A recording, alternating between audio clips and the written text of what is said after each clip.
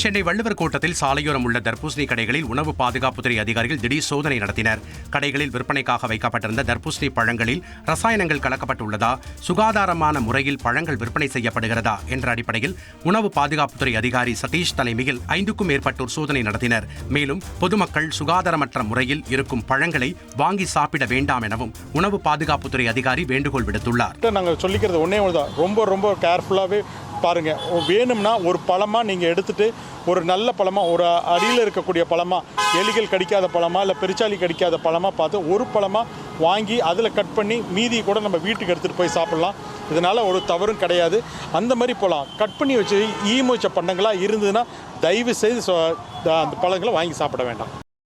புதுக்கோட்டை மாவட்டம் பைரவன்பட்டியில் உள்ள ஊராட்சி ஒன்றிய தொடக்கப்பள்ளியில் ஆசிரியராக இருக்கும் அந்தோணி பள்ளி வளாகத்தில் மது அருந்திவிட்டு உறங்கி விடுவதாக குற்றச்சாட்டு எழுந்துள்ளது.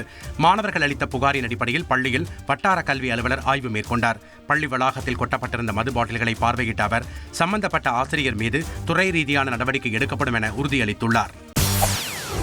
செய்திகளை உடனுக்குடன் தெரிந்து கொள்ள உடனே சப்ஸ்கிரைப் பண்ணுங்க.